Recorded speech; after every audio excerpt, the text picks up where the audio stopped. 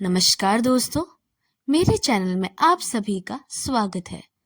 तो आज सुनिए हरिशंकर परसाई की लिखी कहानी दो नाक वाले लोग। और यह हरिशंकर परसाई की एक व्यंग्य कहानी है। तो चलिए सुनते हैं। मैं उन्हें समझा रहा था कि लड़की की शादी में टीम टाम में व्यर्थ खर्च मत करो, पर वे बुजुर्ग कह रही थी, आप ठीक कहते हैं, मगर रिश्तेदार में नाक कट जाएगी। नाक उनकी काफी लंबी थी। मेरा ख्याल था कि नाक की हिफाजत सबसे ज्यादा इसी देश में होती है, और या तो नाक बहुत नर्म हो जाती है या छुरा बहुत तेज, जिससे छोटी सी बात में भी नाक कट जाती है। छोटे आदमी की नाक बहुत नाजुक होती है।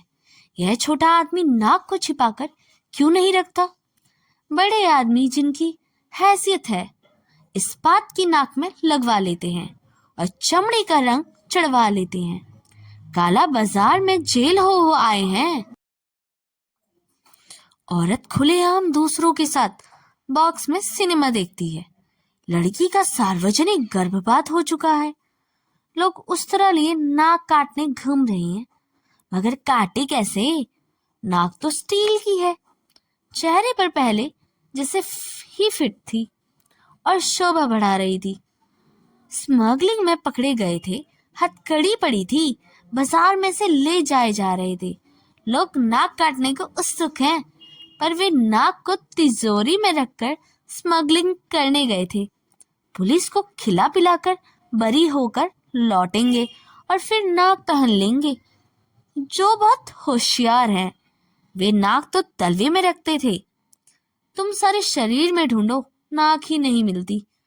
नातिन की उम्र तो 2 लड़कियों से बलात्कार हो चुके थे। जालसाजी और बैंक को धोखा देने पकड़े जा चुके थे। लोग नाक काटने को उतावले हैं, पर नाक मिली ही नहीं। वह तो तलवे में है। कोई जीव शास्त्री अगर नाक की तलाश भी कर दे तो तलवे की नाक काटने से क्या होता है?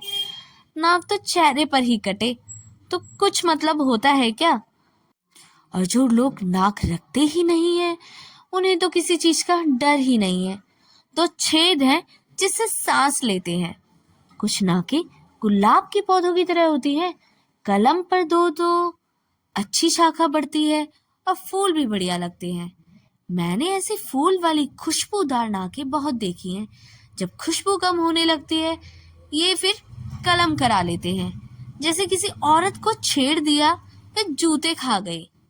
जूते खा गए अजब मुहावरा है। जूते तो मारे जाते हैं, जूते खाए कैसे जाते हैं? मगर भारतवासी इतना भूखमरा है कि जूते भी खा जाते हैं। नाक और तरह से भी बढ़ती है। एक दिन एक सज्जन आए, बड़े दुखी थे। कहने लगे, हमारी तो नाक कट गई। लड़की ने भागकर एक विजातीय से शादी कर ली। हम ब्राह्मण और लड़का कलाल। नाक कट गई रे, नाक कट गई। मैंने उन्हें समझाया कि कटी नहीं है, कलम हुई है। 3-4 महीनों में और लंबी बढ़ जाएगी। 3-4 महीने बाद वे मिले तो खुश थे। नाक भी पहले से लंबी हो गई थी।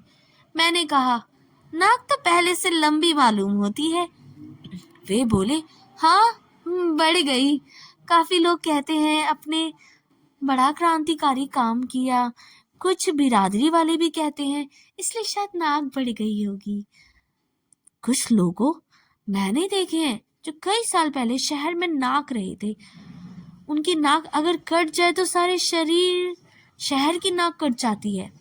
अगर उन्हें सांसद में टिकट ना मिले तो सारा शहर नाकटा हो जाए। पर अभी मैं शहर गया तो लोगों ने पूछा, फला साहब के हाल क्या है? वे शहर की नाक है ना? तभी एक मस्करे ने कहा, हाँ हाँ साहब, वे अभी भी शहर की नाक है, मगर छिनकी हुई। मगर बात मैं उस सज्जन की कर रहा था जो मेरे सामने बैठे थे। लड़की की शादी पुराने ठाट से ही कराना चाहते थे। पहले वे रईस थे, यानी मध्यम हैसियत के रईस। अब गरीब थे। बड़ा रईस और बिगड़ा घोड़ा एक तरह के होते हैं। दोनों बौखला जाते हैं। किससे उधार लेकर खाया जाए ठिकाना नहीं। उधर बिगड़ा घोड़ा किसी कुचल दे तो ठिकाना नहीं। आगे को बिगड़े रईस और बिगड़े घोड़े दोनों से ही दूर रहना चाहिए। मैं तो बरसक कोशिश करता हूँ। मैं तो मस्ती से डोलते हुए आते सांड को देखकर भी सड़क के किनारे की इमारत के बरामदे पर चढ़ जाता हूँ। बड़े साहब आ रहे थे, इनका आदर करना चाहिए। तो जो भूतपूर्व संपन्न बुजुर्ग मेरे सामने बैठे थे वे प्रगतिशील थे। लड़की का अंतर जाति विवाह करा रहे थे। वे खत्री और लड़का शुद्ध कान्यकुब्ज। वे खुशी से शादी करा रहे थे, पर उन्हें विरोधाभास यह था कि शादी ठाठ से कराना चाहते थे। बहुत लोग एक परंपरा से छुटकारा पा लेते हैं पर दूसरे से बंधे रहते हैं। रात को शराब की पार्टी से किसी का ईसाई दोस्त के घर आ रहे थे, मगर रास्ते में हनुमान का मंदिर दिख जाए तो थोड़ा तिलक भी सिंदूर भी लगा लेते। मेरा एक घोर नास्तिक मित्र था। हम घूमने निकलते तो रास्ते में मंदिर देखकर वे कह उठते, हरे राम। बाद में पछताते भी थे। मैं तो उन बुजुर्ग को समझा रहा था, आपके पास रुपया नहीं है, आप कर्ज लेकर शादी का ठाट बनाएंगे, पर कर्ज चुकाएंगे कहाँ से? अब आपने इतना नया कदम उठाया है कि अंतर जाति विवाह करा रहे हैं, तो विवाह भी नए ढंग से कीजिए। लड़का कान्यकुब्ज का है, बिरादरी में शादी कराता तो कई हजार उससे मिलते। लड़के शादी के बाजार में मवेशी की तरह बिकते हैं। अच्छा मालवी बैल और हरियाणा की भैंस ऊंची कीमत पर बिकती है। लड़का इतना त्याग तो लड़की के प्रेम से ले कर चुका है, फिर भी वह कहता था कि अदालत जाकर शादी कर लेते, बाद में एक पार्टी कर देंगे। आप आर्य समाजी हैं। घंटे भर से रास्ते में आर्य समाज मंदिर में वैदिक रीति से शादी करवा डालिए, फिर 300-400 रुपए की एक पार्टी भी दे डालिए। लड़की का एक पैसा भी नहीं चाहिए। लड़की के कपड़े वगैरह मिलाकर शादी 1000 में भी हो जाएगी। वे कहने लगे, बात आप ठीक कहते हैं, मगर रिश्तेदारों को तो बुलाना ही पड़ेगा। फिर भी वे जब आएंगे तो इज्जत के ख्याल से सजावट, खाना, भेंट वगैरह देनी होगी। मैंने कहा, आपका यहाँ तो कोई रिश्तेदार ही नहीं है। वे है कहाँ? उन्होंने जवाब दिया, पंजाब में है। पटियाला में 3 करीबी रिश्तेदार हैं, कुछ दिल्ली में है, कुछ आगरा में है। मैंने कहा, जब पटियाला वाले के पास आपका निमंत्रण पत्र पहुंचेगा तो पहले वह आपको 10 गालियां देगा। मई का महीना, इतनी गर्मी, इतनी तड़ातड़ लू से मर रहे हैं, ऐसे में इतना खर्च लगाकर जबलपुर जाओ, कुछ बीमार हो जाए तो और भी मुसीबत। पटियाला या दिल्ली वाला आपका निमंत्रण पाकर खुश नहीं दुखी होगा। निमंत्रण पत्र ना मिला तो वह बहुत खुश होगा और बाद में बात बनाएगा, कहेगा, आजकल जी डाक की इतनी गड़बड़ी हो गई है कि निमंत्रण पत्र ही नहीं मिला, वरना ऐसा हो सकता है कि हम ना आते। फिर मैंने कहा, मैं आपसे कहता हूँ कि दूर का रिश्तेदार निमंत्रण पर मुझे मिलता है, मैं घबरा उठता हूँ। सोचता हूँ जो ब्राह्मण 11 रुपए में शनि को उतार दे, 25 रुपए में सगोत्र विवाह करा दे, मंगली लड़की का मंगल 15 रुपयों में उठाकर शुक्र के दायरे में फेंक दे, वह लगन सितंबर से मार्च तक सीमित क्यों नहीं कर देता?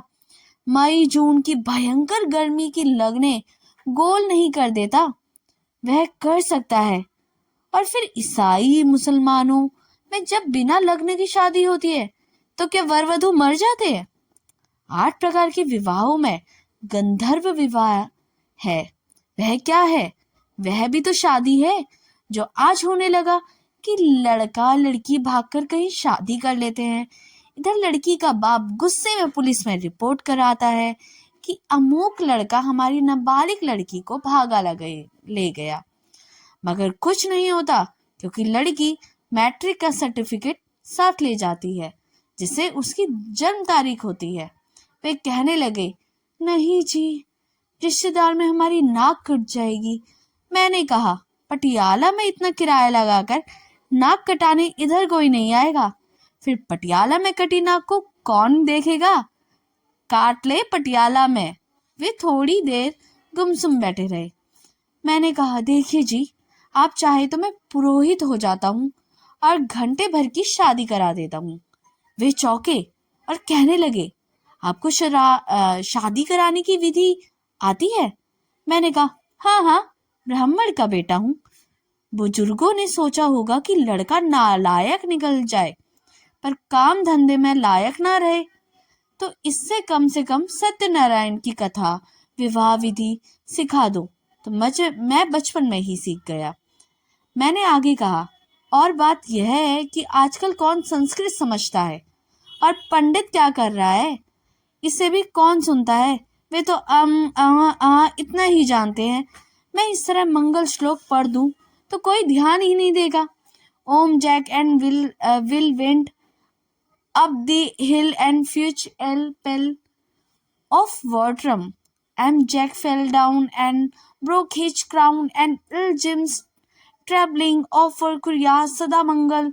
इसे लोग वैदिक मंत्र समझेंगे। वे हंसने लगे। मैंने कहा, लड़का उत्तर प्रदेश का कन्फ्यूज और आप पंजाब के खत्री। एक दूसरे के रिश्तेदार को कोई नहीं जानता। आप मेरी सलाह मानिए, इनमें कम से कम में से भी निपट जाए और नाक भी कटने से बच जाएगी। लड़के के पिता की मृत्यु हो चुकी है। आप घंटे भर में शादी करवा दीजिए, फिर रिश्तेदारों को चिट्ठियां लिखिए। इधर लड़के के पिता के दिल का दौरा पड़ा। डॉक्टरों ने उम्मीद छोड़ दी कि 2-3 घंटे में वो किसी तरह जी सकते हैं। उन्होंने इच्छा प्रकट की कि मृत्यु के पहले लड़के की शादी हो जाए तो मेरी आत्मा को शांति मिल जाएगी। लिहाजा उसकी भावना को देखते हुए हमने फौरन शादी कर दी। लड़का लड़की वर वधू रूप में उनके सामने आए, उनके चरणों पर सर रखे। इतना ही कहा, सुखी रहो, प्रणाम, परेख उड़ गए, आप माफ करें। इसी मजबूरी के कारण हमने शादी में नहीं बुला सके। कौन जानता है आपके रिश्तेदारों में लड़की की पिता की मृत्यु कब हुई। उन्होंने सोचा, फिर बोले, तरकीब तो अच्छी है, पर इस तरह धोखाधड़ी मुझे पसंद नहीं। खैर, मैं अपना काम का आदमी लगा नहीं। दूसरे दिन मुझे बाहर जाना पड़े। 2-3 महीने बाद लौटा तो लोगों ने बताया कि इन्होंने सामान और नकद लेकर शादी कर डाली। 3-4 दिन बाद ही साहूकार सवेरे से तकादा करने आने लगे। रोज उनकी नाक थोड़ी थोड़ी कटने लगी। मैंने पूछा, अब क्या हाल है? लोग बोले, अब साहूकार आते हैं तो यहाँ देखकर निराश लौट जाते हैं कि नाक कटने को नहीं बची। मैंने मजाक में कहा, साहूकारों से कह दो कि इनकी दूसरी नाक पटियाला में पूरी रखी है, वहां जाकर काट लो। इसलिए ये कहानी यहीं पर समाप्त होती है।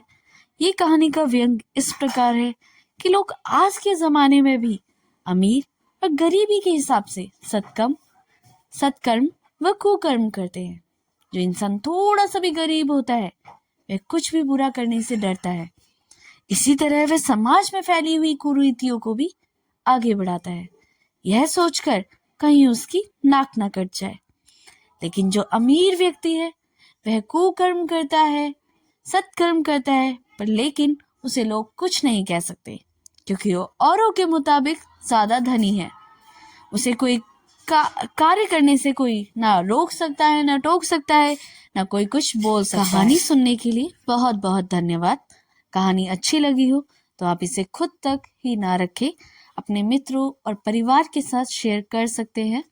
और चैनल अभी तक सब्सक्राइब नहीं किया तो इसे सब्सक्राइब भी कर लें और इसके साथ लगे हुए बेल आइकन को भी प्रेस करें ताकि मेरे द्वारा अपलोड की हुई कहानियों का नोटिफिकेशन आप तक हमेशा मिलता रहे। तब तक के लिए धन्यवाद।